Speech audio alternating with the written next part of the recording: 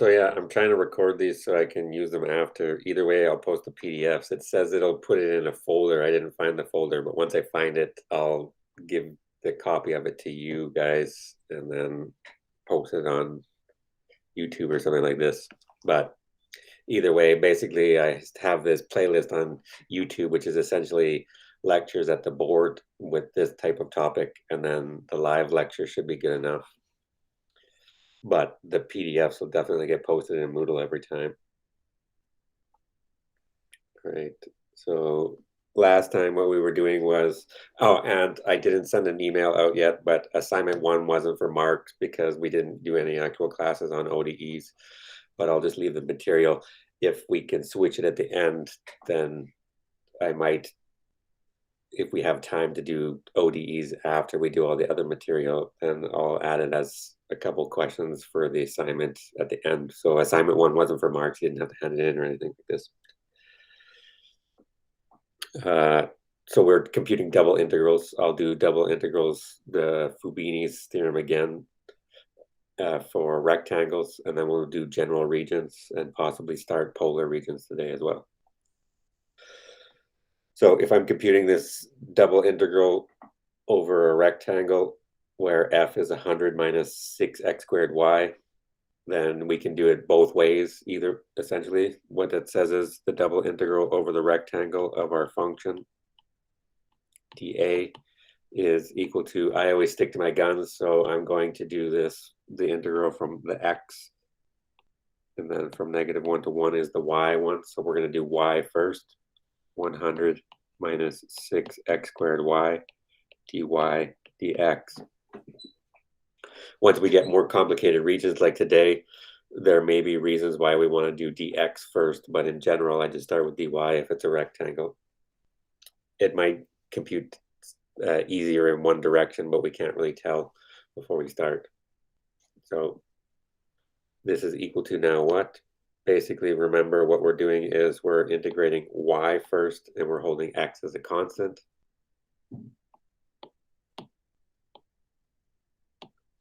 So this says this is the integral from 0 to 2 of 100y minus 6 over 2 is 3x squared y squared, evaluated from -1 to 1 dx. And once we use the fundamental theorem of calculus part 2 and put the values in there, this will be just a function of x, which we get the integral from 0 to 2 of 100 times 1 minus 3 times x squared minus 100 times -1 minus 3x squared again, because we get -1 squared is also 1 dx. And so what we're going to get is the integral from 0 to 2. These are going to cancel off, 3x squared and positive 3x squared. But because of the negative y, we get that this is 100 plus 100 is 200 dx. And so this is equal to 200 times x evaluated from 0 to 2. And this gives me 400. Or I can write it up here. Yes.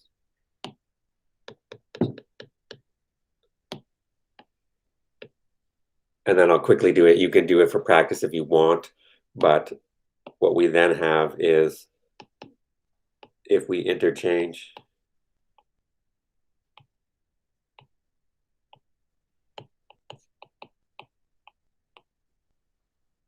we change the order of integration, we have the same scenario.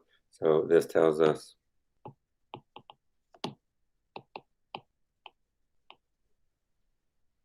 that if we do this the other way, the integral of f over this rectangle of f of x by dA, this is also equal to the integral from -1 to 1, the integral from 0 to 2 of 100 minus 6x squared y dx dy. And so now what we're doing is we're holding y constant and integrating x first.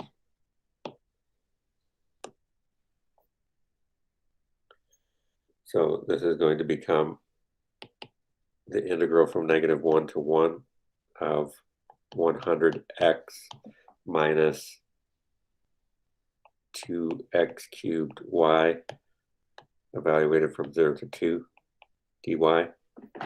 Once I now put the x values in there by the fundamental theorem of calculus part 2, this will give me a function of just y, which is going to be the integral from -1 to 1 of, once we simplify, 200 minus 16y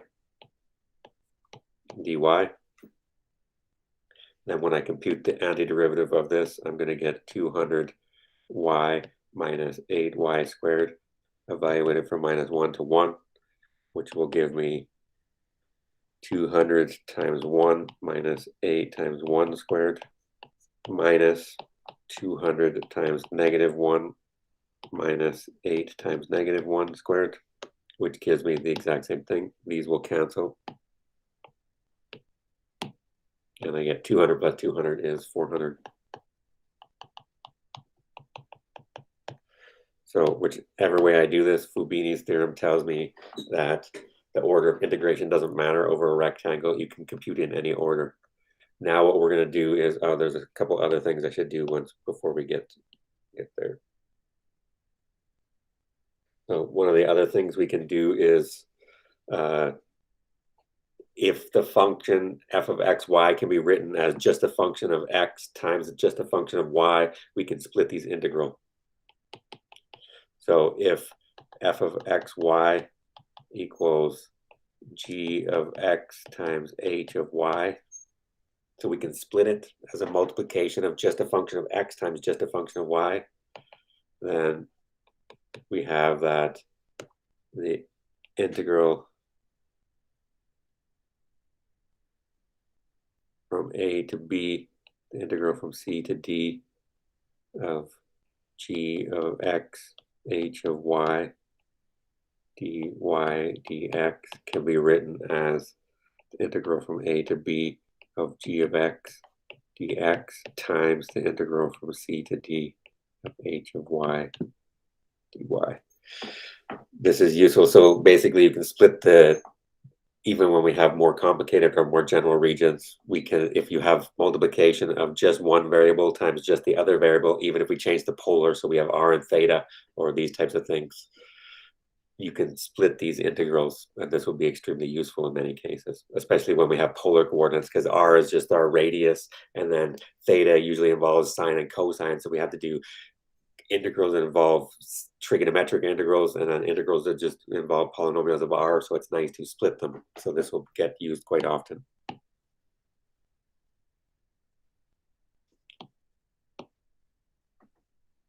As an example,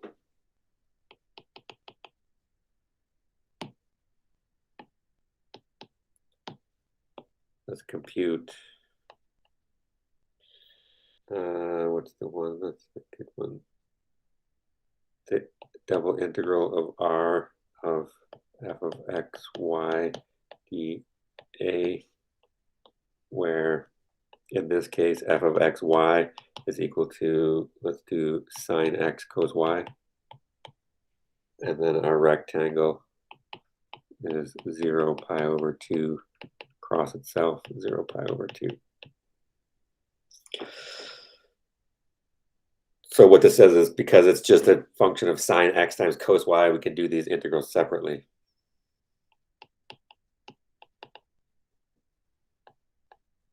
The integral of over this rectangle of sine x cos y is equal to the integral from 0 to pi over 2, the integral from 0 to pi over 2 of sine x times cos y dy dx.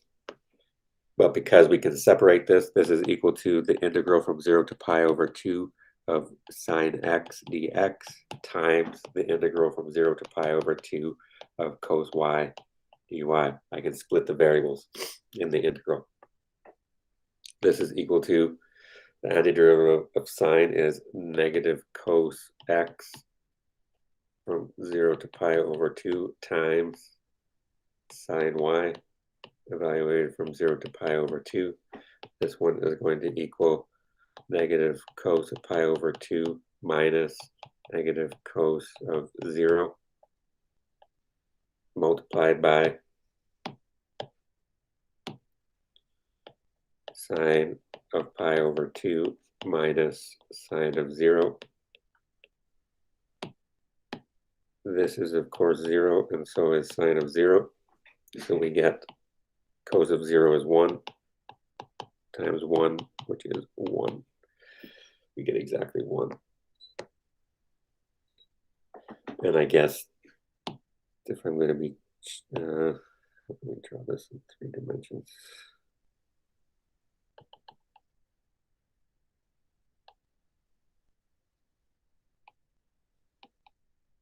If we're going to attempt to draw these things, at least.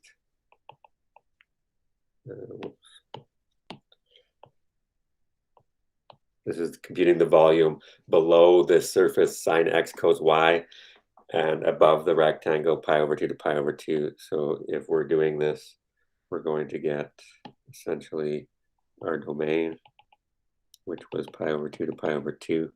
And then we're going to get this function, which basically, the easiest way to do it is like this.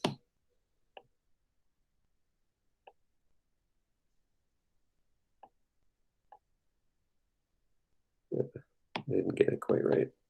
It should be over here.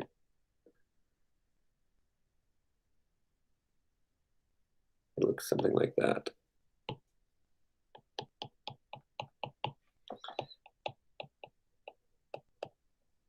And this is our rectangle. This is our domain from pi over 2 to pi over 2. So that's roughly what's happening. We're computing the volume below that surface and above the rectangle.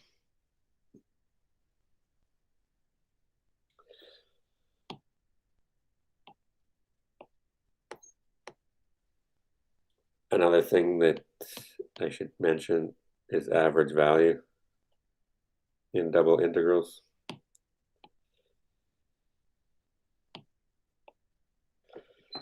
And so if we recall from probably calculus 2 in 115, we're going to get the F average of in a single integral from math, probably Math 115.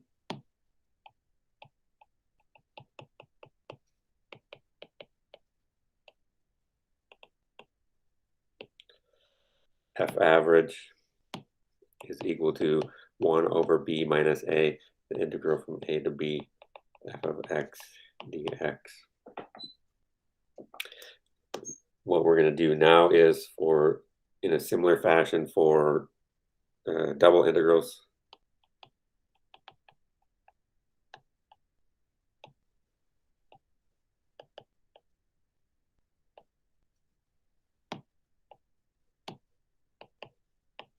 we have F average is equal to 1 over the area of the rectangle times, double integral over the rectangle of f of x, y, dA, where A of R is the area of our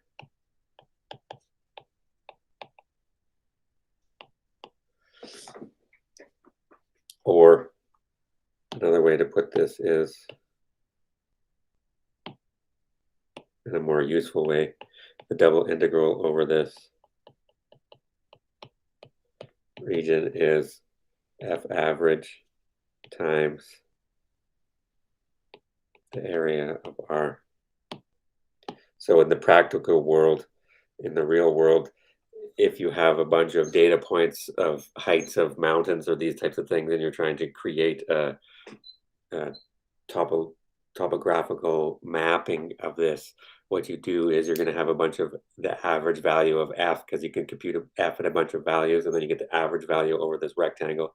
and then you know what the area of the rectangle is.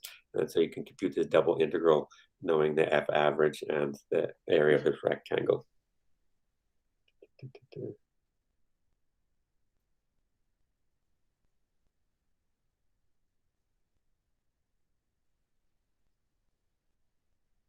I didn't do an example of this. I'll do an example later. I want to make sure today I get through, because we're behind now. I just don't want to forget any of the formulas, but I'll do some examples when I make sure that I catch up from having missed the first few lectures. So now what I want to do is double integrals over general regions. Do I have a good one here? Yeah, let's use this guy because we can interchange.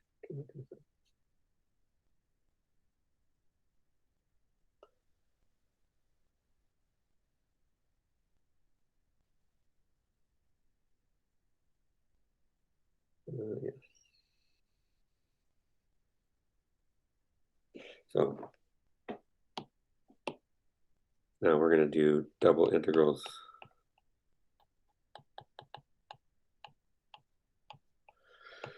over general regions.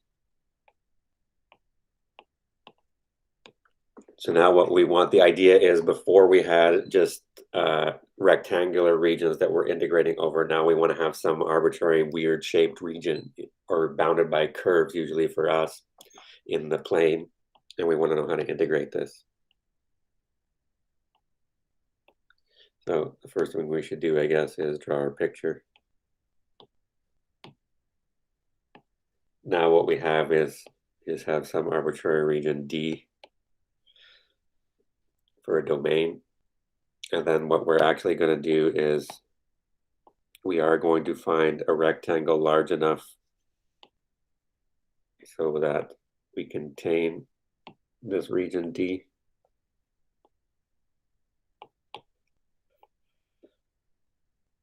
And so the idea here is to cleverly define, one way to do this is just to cleverly define a new function, and then we want to find the double integral of a function f of xy over region D. So the idea is we find a rectangle large enough to contain D. So given rectangle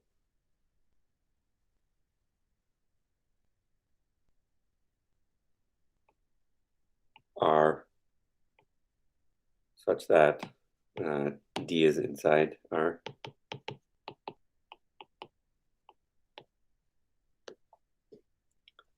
We define a new function, big F of xy, which we're going to define as little f of xy if x is in D, and 0 if x is in R but not in D. So this region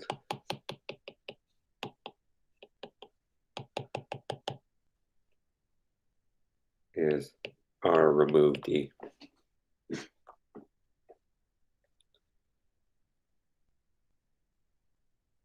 So in other words, x is not in D.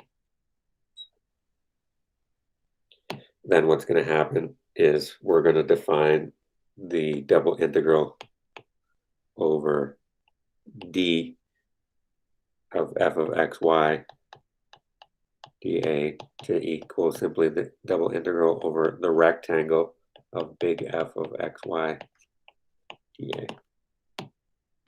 That's our clever trick. So we're just defining it to be 0 outside there, and then we're integrating over a rectangle, but it's only going to add when we have over our surface f, little f of xy.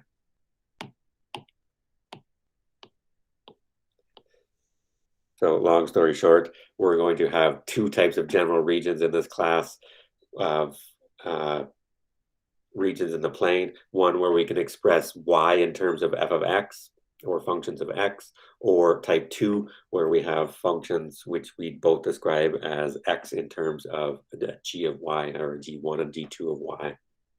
So we have two kinds.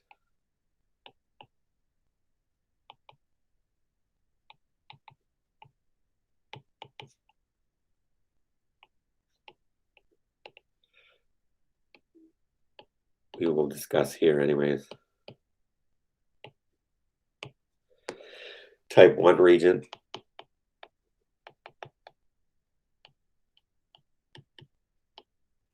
is going to be where we have A is bounded by constants, and then we're going to have, let's call them g1 of x is less than or equal to y is less than or equal to g2 of x.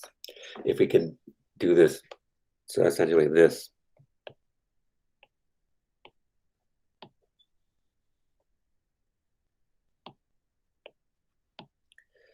so we will have some region, but then we'll have a g1 of x, and then say a g2 of x.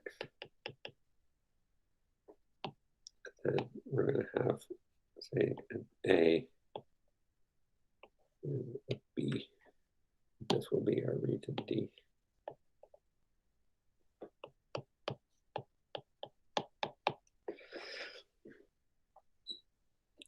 So if we can bound above by G1, say, and below by a G2, and express these both of x, and then A and B are just constants, then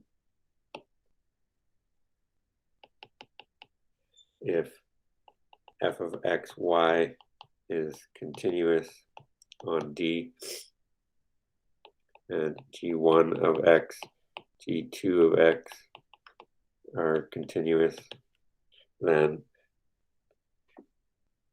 the double integral over this region D of f of x, y, dA is equal to the integral from A to B. This is the type 1 that you're going to want, because this is the one that I try to get, because you're used to phrasing functions of x, and then I try to train to stick to your guns and do integration with respect to y first. So then this will be the, let's do that in orange in a second, the integral from g1 of x to g2 of x.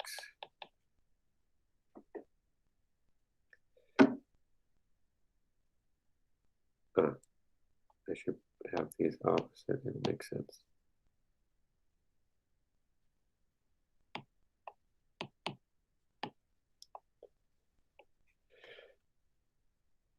Because, yeah, G1 is less, this is our bounds. So we have y is going from G1 to G2.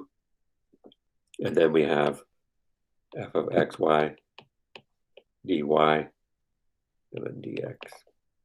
And so remember, we're integrating the y's first, and then the x's. But now we have functions in the limits. We'll do examples in a second. Type 2 region.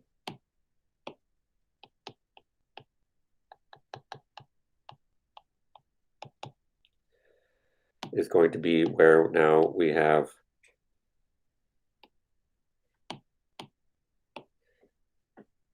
C is less than or equal to y is less than or equal to D. We have that the y values are bounded by a constant in this direction. And then we have two functions of, we have h1 of y is less than or equal to x is less than or equal to h2 of y. So now what's our picture going to be?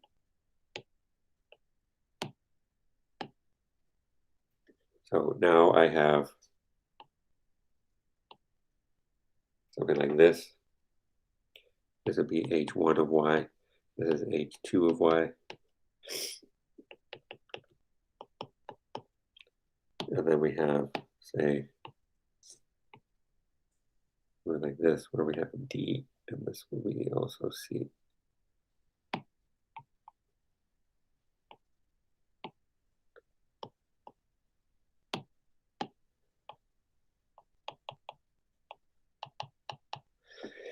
And this is, of course, our region D.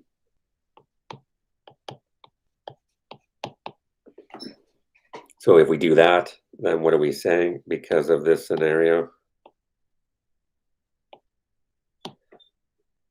going to have that the double integral over our region D of f of x, y, dA is equal to the integral from C to D, the integral from h1 of y, h2 of y of our function f of x, y now. And now we're doing dx first and then dy. So we're holding y constant and then integrating y. Let's do some examples. It gets even worse when we do triple integrals. There's going to be type 1 region and type 2 regions in both the xy plane, the xz plane, and the yz plane. So there's going to be 6 different general solids when we do this in triple integrals. So it's going to get a little worse. So yes, that kind of sucks, but at least for now, we only have 2 regions, whether we express them as functions of x or whether we express the region as bounded by functions of y.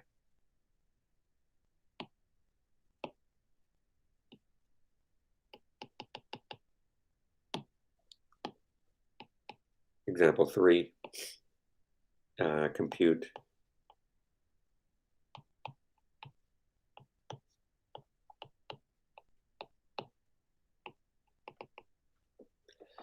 So we're going to compute the double integral of x cos y dA with d, the region bounded by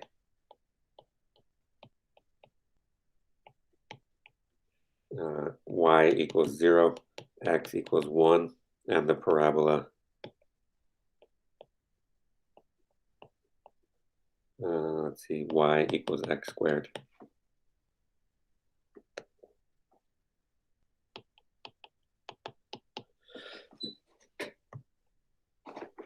So what are we doing? You should draw a picture first to try and find out what your bounds are going to be. Try and set it up as region 1 if you can. That's what I like anyways. So we're going to have, it says we're bounded by y equals 0, x equals 1, and the parabola y equals x squared. So because it already gave us as functions of x, this is y equals 0. And then we're going to have from 0, of course, to 1.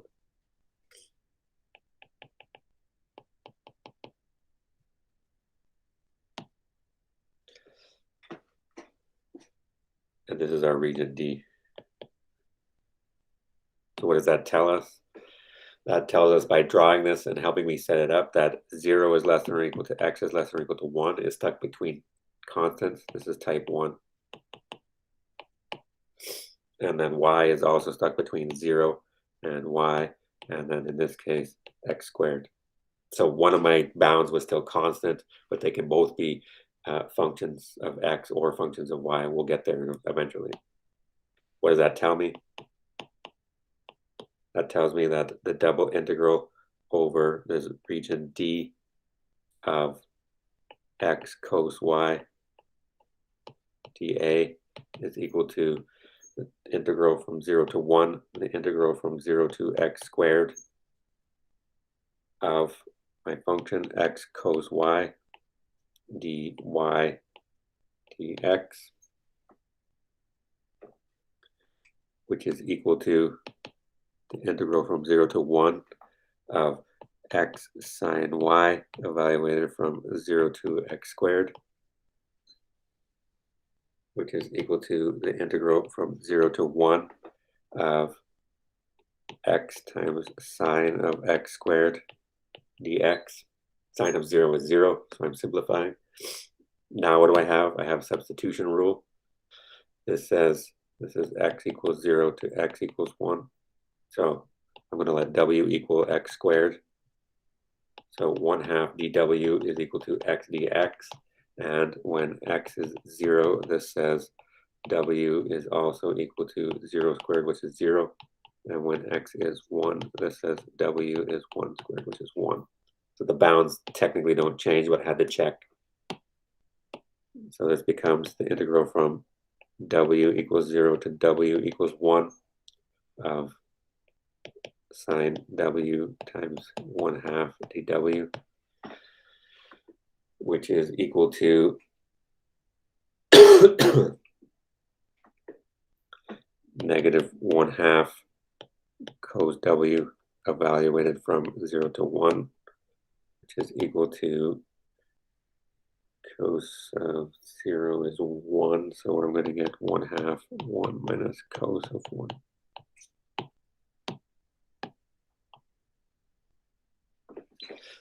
Some number. You can compute that if you really want. Cos of 1 is n equals 0 to infinity of negative 1 to the n over 2n factorial. From 214, I'm going to guess. All right, now what do I want to do? Okay, so yeah, let's do this. So let's do a stronger form of Fubini's. So did I do one? Another one?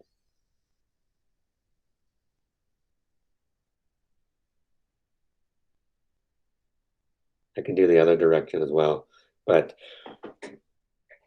when you can interchange the bounds for these limits, then like if you have y equals f of x where f is invertible, so then you can write x equals f inverse of y, and you can interchange the bounds, then Fubini's stronger theorem says that you can change the order, but you have to change you can't just flip them. You have to rechange what the bounds are and re-evaluate where if you start off, y goes from g of x1 to g of x2, then you can change the order of integration, but you have to figure out where x goes from h1 of y to h2 of y. That's what you have to figure out. So, stronger Fubini's.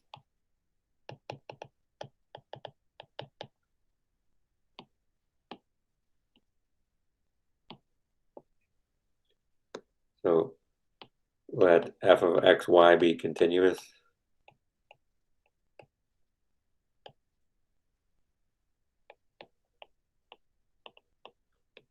On this region D.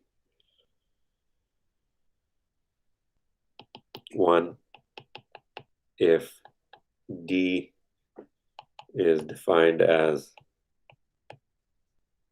A is less than or equal to X is less than or equal to B, and G1 of X is less than or equal to Y is less than or equal to G2 of X. So that if this is type 1 region,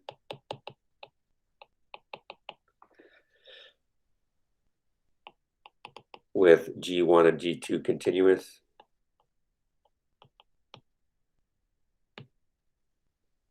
then this implies that the double integral can be computed the first way.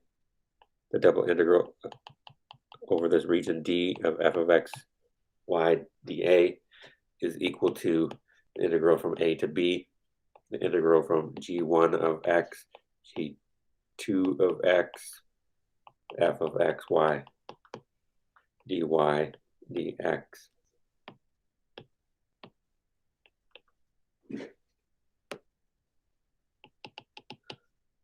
Or if D is defined the same D as when we interchange the variables, C is less than or equal to Y is less than or equal to D, and H1 of Y is less than or equal to X is less than or equal to H2 of Y, with H1 and H2 continuous. Then we also have the double integral over the same region of f of x, y, dA is equal to, now we're changing the order of integration, the integral from C to D, the integral from H1 of Y, H2 of Y, f of x, y, dx, dy now. So we've changed the order of integration, stronger Fubini's, but you have to make sure if you have this, that you have functions which are invertible. If you're given y equal g1 of x, then you have to be able to invert so that x is g1 inverse of y, so that you can do this. And then you have to figure out when x goes from which bound to which bound, and then you can change the order. Obviously, at this stage, I should probably do an example. So example 4.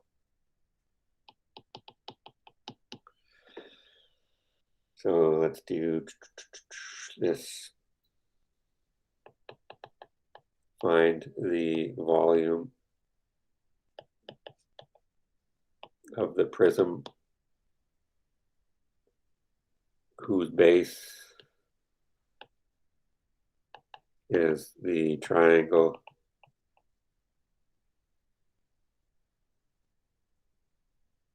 in the XY plane. We'll put it in at first. Bounded by the x-axis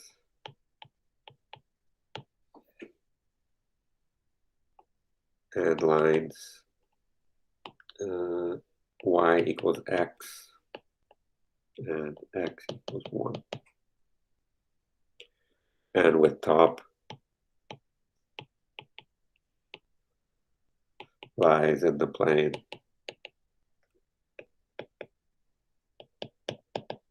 which is z equals f of xy, which is 3 minus x minus y. Or from linear algebra, p would be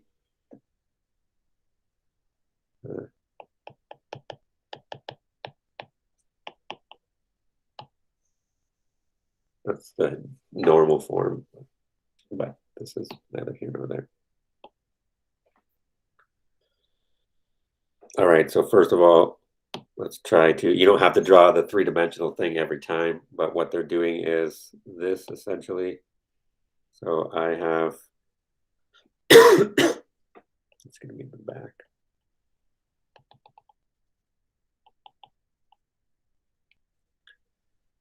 These will probably be dashed for a little while too. Where are they going to be?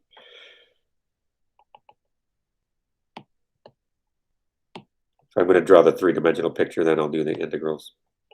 So we have z, x, y. It said our triangle is bounded by the x-axis, y equals x, and the line y equals 1. And then so this should be dashed, I guess. And then I need 3 points on my plane. If z, x, and y are 0, then z is going to be 3. So that's going to give me 0, 3, 3. So 1, 2, 3. And then I have the point 1, 1, 1.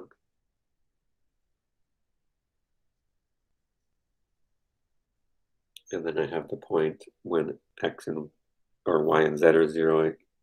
When y is 0, again, 0, 1, 2.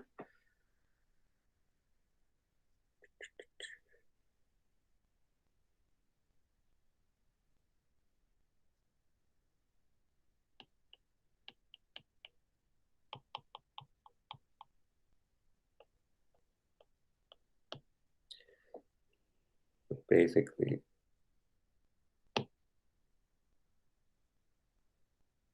that's our prism. It's a triangular wedge type guy. This is going to be our surface z equals 3 minus x minus y.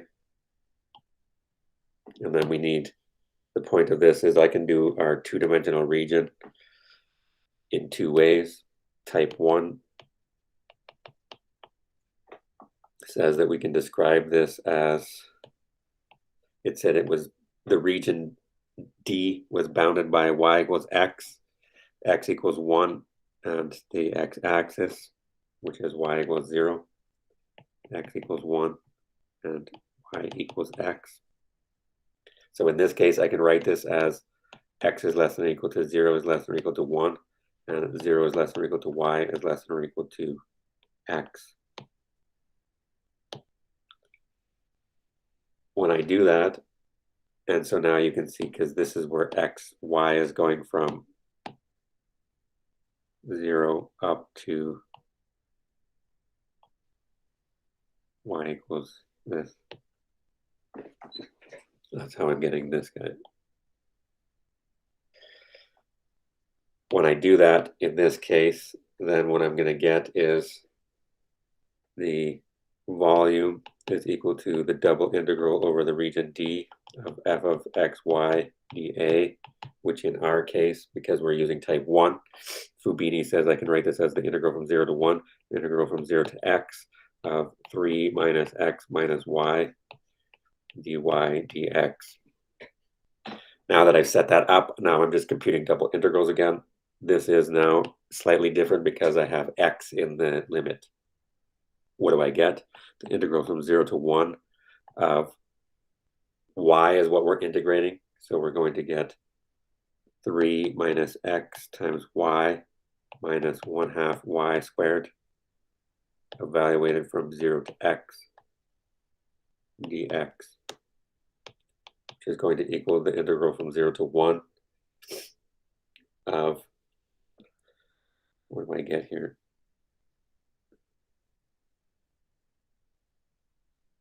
Three minus x times x minus 1/2 x squared, and then in the other case you get 0 dx, which is equal to the integral from 0 to 1 of 3x minus 3 over 2x squared. When you simplify this, we get 3x squared minus, or we get negative x squared minus 1/2 x squared. Now this is just regular integration. This is going to be what? This will be 3 over 2x squared minus 3 over 2 times 1 over 3x cubed, evaluated from 0 to 1, which happens to be equal to 1. Or if I want to compute the other way, what we're going to get is, or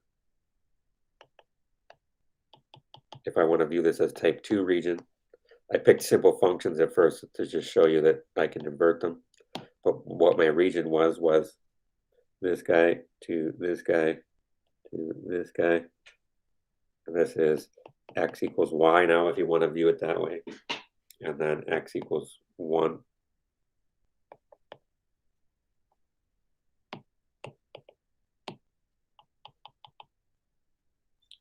And then y was going from y equals 0 to y equals 1.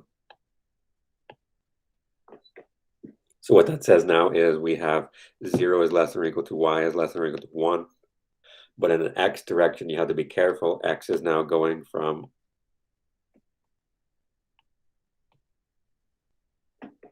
x equals y to x equals 1. And so our bounds are different. You couldn't just flip these integrals. You can't just flip this integral 0x to 0 to 1. That's not, you can't do that. But what that tells us is now the volume, which is our double integral over this region D of f of x, y, dA, is equal to the integral now from 0 to 1, the integral from y to 1 of 3 minus x minus y dx dy. And when I do that, I'm going to get the integral from 0 to 1 of 3x minus x squared over 2 minus xy, evaluated from y to 1 dy. I'm just speeding up now. When I simplify this, I'm going to get 3 minus 1/2 minus y minus 3y plus 1/2 y squared plus y squared dy, which is equal to the integral from 0 to 1 of 5 over 2 minus 4y plus 3 over 2 y squared dy, which is going to be 5 over 2y minus 2y squared plus 1/2 y cubed, evaluated from 0 to 1, which is equal to 1. So regardless of how you do this, you get the same value. The moral of the story is the double integral over the region D of f of x y dA was equal to the integral from 0 to 1 of y equals 0 to y equals x of 3 minus x minus y dy dx,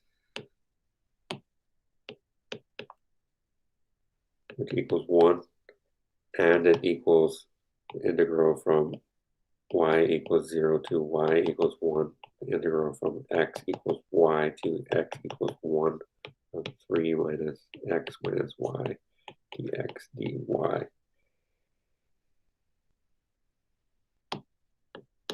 They're both equal to themselves. So this is the stronger for B. You can change the order of integration, but you have to be very careful that that change of order of integration, you change from type 1 region to type 2 region, etc., by inverting the functions. Right.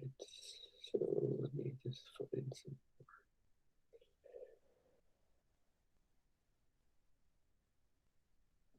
Okay, so what example was that? 4. Questions so far? Did I miss anything?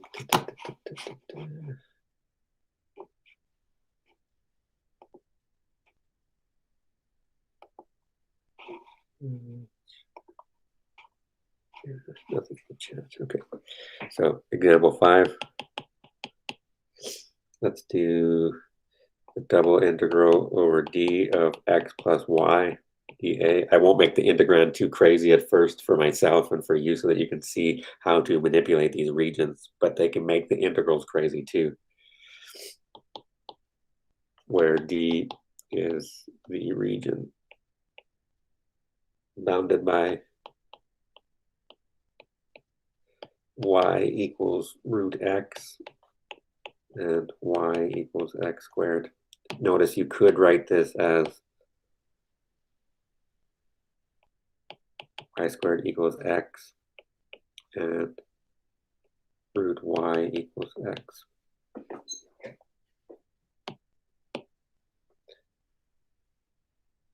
So I start by drawing a picture. X squared looks like this, and y equals root x looks like this. So this is my region D.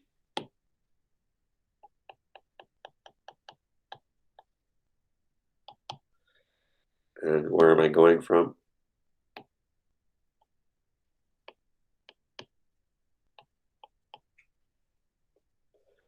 So depending on how I want to phrase this, this says that 0 is less than or equal to x is less than or equal to 1, so type 1 region.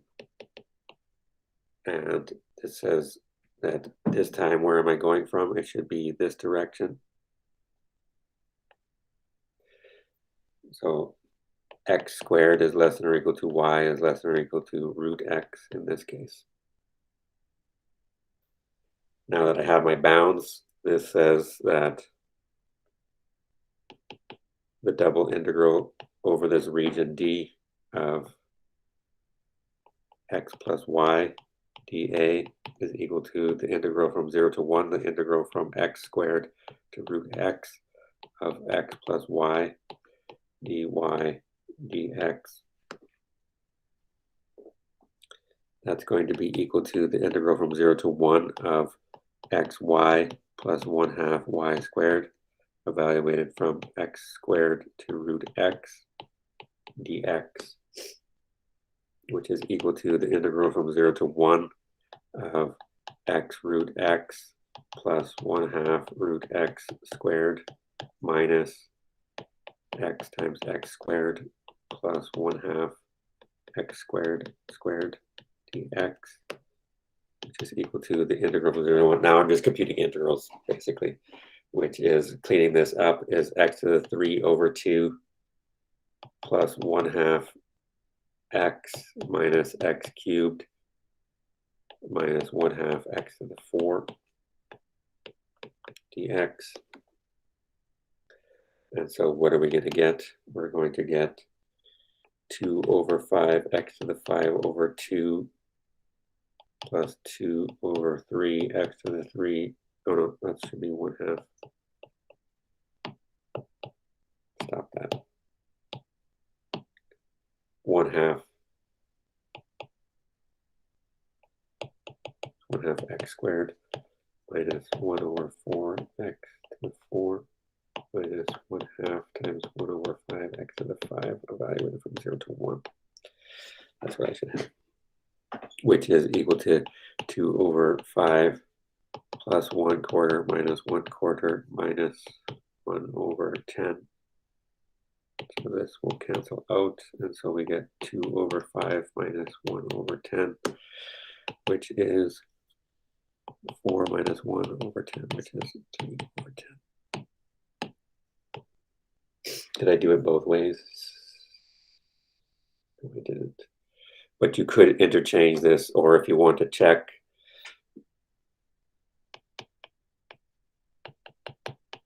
if you want to do this as type 2, then what we have is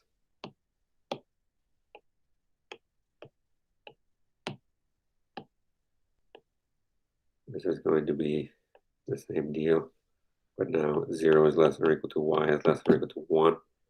And now this says x is going this direction. So this would be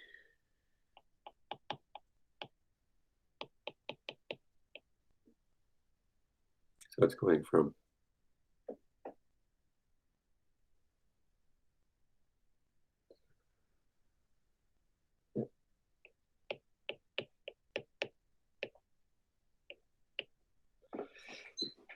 essentially the same integral. It just turns it in because of this weird symmetry and they're inverses of each other. It just turns it into the same type of integral.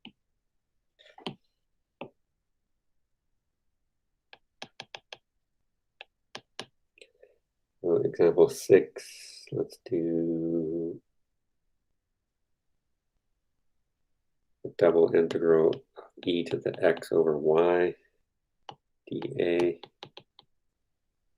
if d is bounded by y and okay, yeah, let's get is the region bounded by x equals y, x equals y cubed, and so again, we could invert this, but and do whichever region we wanted. But because they gave us x in terms of y already, we'll try to do it this way, and it gives you practice for both. Sometimes they'll give you a nasty function, so you have no choice. But if you can invert them, because these functions are nice and invertible, then Fubini's theorem, the stronger version, tells us we can interchange the order.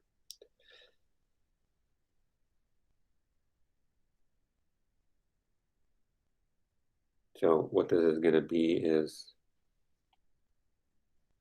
that guy, and then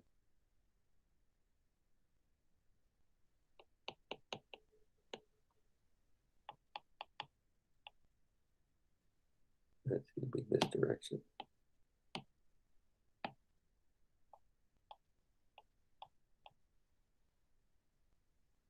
So this says that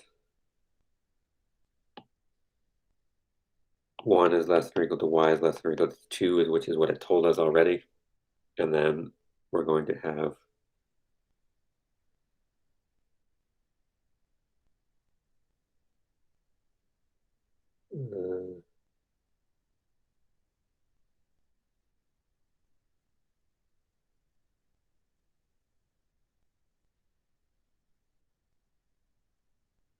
this way, did I have this down wrong? X is y cubed.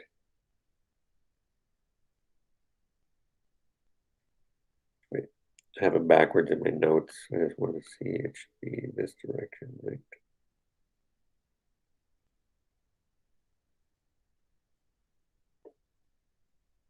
Yeah.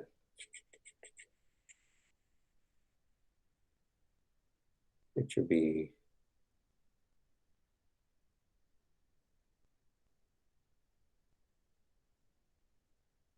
That means y would be third root of x, right? Did I draw that right? Yes.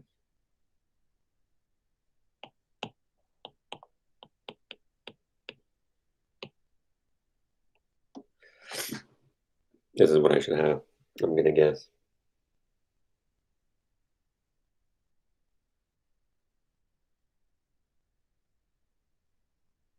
So what does that say I get? My double integral should be over d of e to the x over y dA is equal to the integral from 1 to 2, the integral from y cubed to y of e to the x over y dx dy. See, it was easier to do the dy one also, otherwise I might have needed a substitution, but this is going to give us equals the integral from 1 to 2 of y times e to the, it should be 1 over k, and k is 1 over y, e to the xy, evaluated from y cubed to y dy, which is now going to give me the integral from 1 to 2 of y times e to the 1 minus y times e to the y squared dy, which is equal to, in the first one, I'm just going to get the integral from 1 to 2 of e times y dy minus the integral from 1 to 2 of y e to the y squared dy. You're going to have to make a substitution in the second one. That's what I see.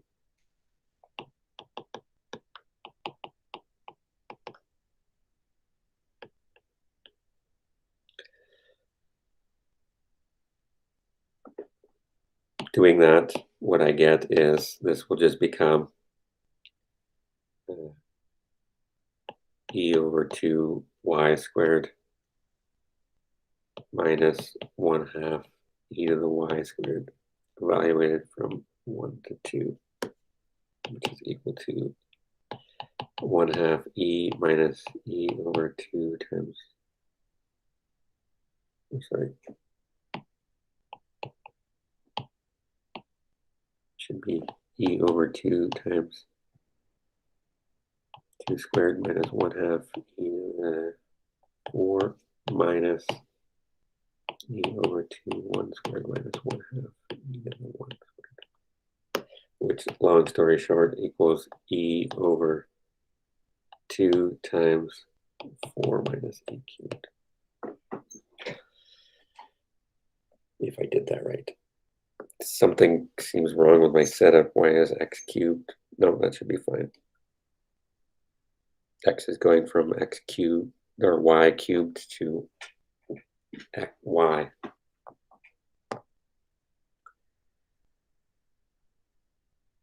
All right, how much time do I have left? Only a few minutes. What I'll do now is properties of double integrals.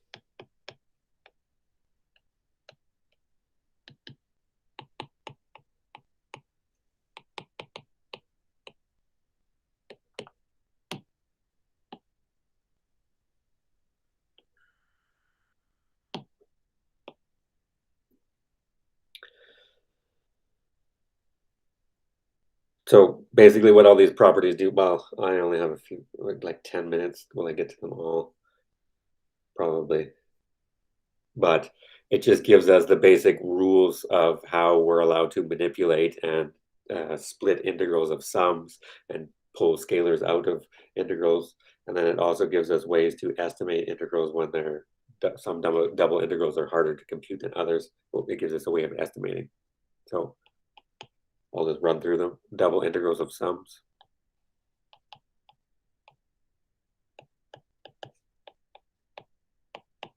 So the integral of a sum is a sum of the integrals.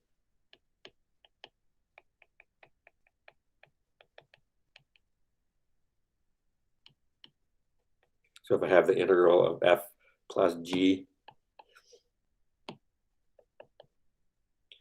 dA, this is going to be the double integral over d of f of x y dA plus the double integral of f of x, y, or g, sorry, g of x, y, dA. So you can split the sum of double integrals just like you could for single integrals. I'll list them all for completeness. These ones you're probably going to use anyways. I'm just making sure that you actually can do this. Double integrals of scalars.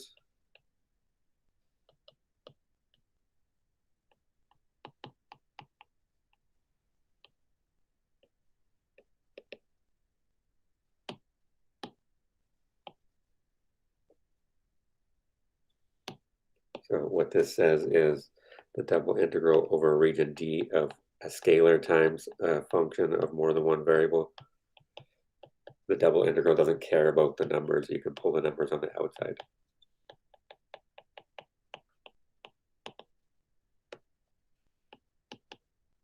Three. So if you have double integral over a union of two sets which aren't overlapping,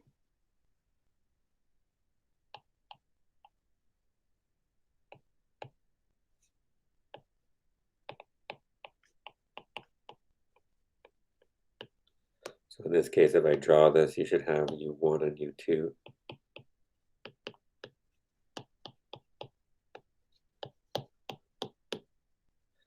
And so what that says is we can do D1 union D2 with D1 intersect D2 is empty.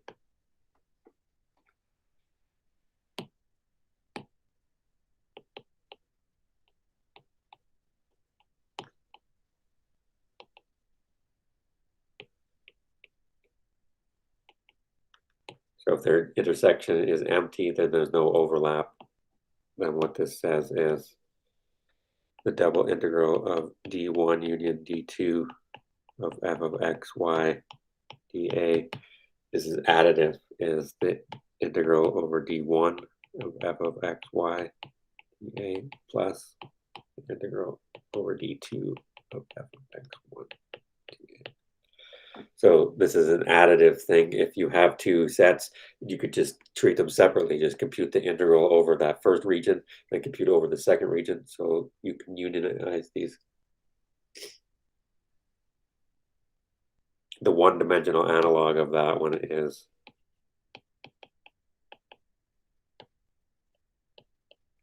if you have I is your interval AB, which can be written as AC union CB, where AC intersect CD equals a single point, just C.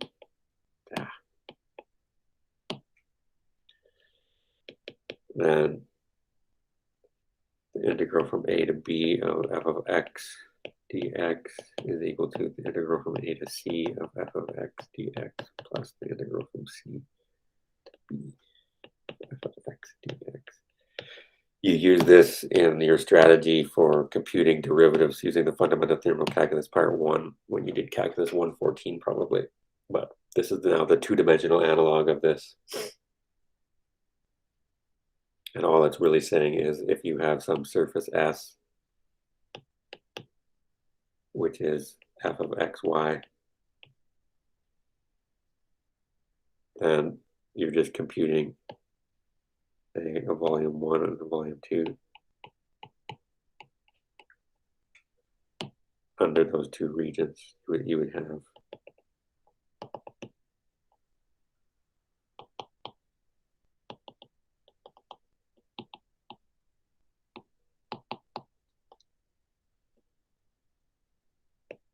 so that's what you're doing essentially for this guy. It helps because you'll get lost in the symbols and just treat everything as algebra. But yes, essentially you can split the sums. You can split scalars out. And now you can split these unions, assuming they don't overlap, of these volumes. 4. We can do double integral of 1 is area.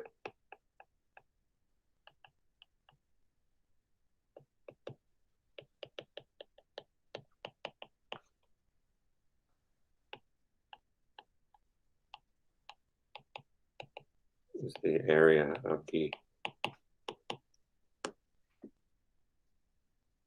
So the area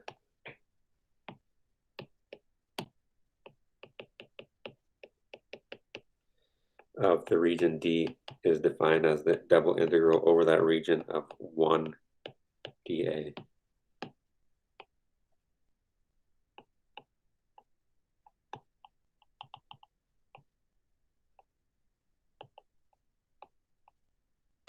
Area with double integrals. So instead of computing these areas with single integrals between two functions or whatever, you can just compute this. It'll end up being the same thing.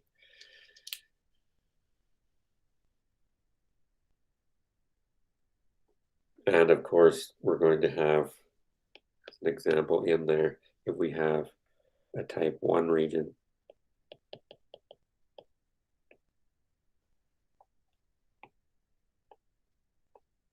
It should be D2 of x, G1 of x.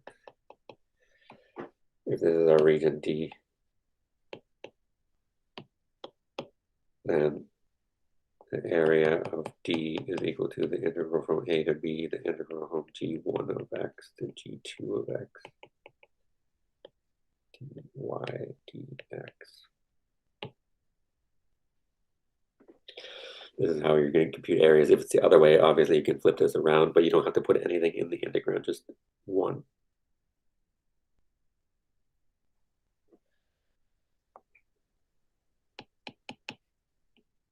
Five is double integral bounds.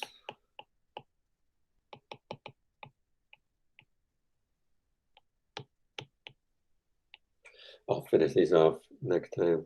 This is my last one, and then we'll segue into this double integrals. Okay. So if your function of two variables is bounded on that region,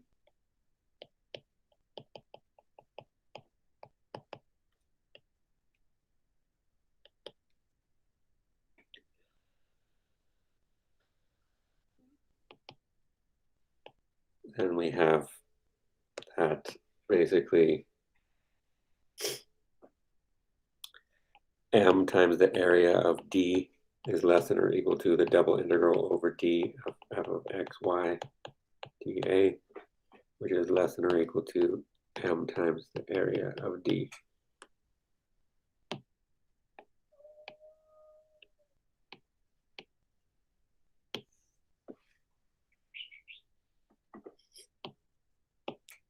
I don't know if you can hear that. There's a cat up there and she's having night terrors. She was dreaming in her sleep. That's what that noise was. So basically what they're doing is how do these bounds happen? Basically what they're saying is I have what is the double integral over D of m dA. Well, that's equal to my property. Which property? By property 2.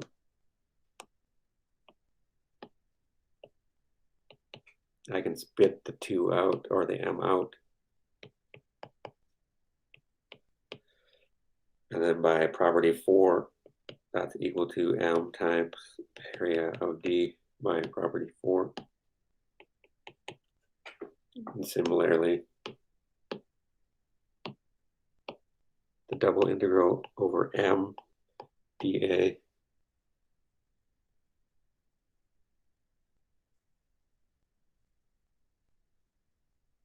I should have put one more property in there, doesn't matter, equals m times the double integral of d dA, which is m times area of D. So basically they're saying that the order of integration is bounded, and then by using property 2 and 4, you can already see that the double integral of m dA is really what they're saying is this. If you have f of x, y is less than or equal to g of x, y, this will say that the integral over d of f of x, y, dA is less than or equal to. And basically what that says is if the surface F is always less than the surface G, then the volume underneath them should be respectively less than each other. But they're just using this property. I'll restate these at the beginning of next class. But these are the major properties of integration as well for double integrals. There will be similar properties for triple integrals, but we'll do that when we get there. So again, most of you are here now. Assignment 1 wasn't due for grades because I didn't have time to do differential equations. We started with double integrals, and then I'll get backtrack on this week about the assignments and everything. So if you don't have any other questions, I'll see you on Thursday.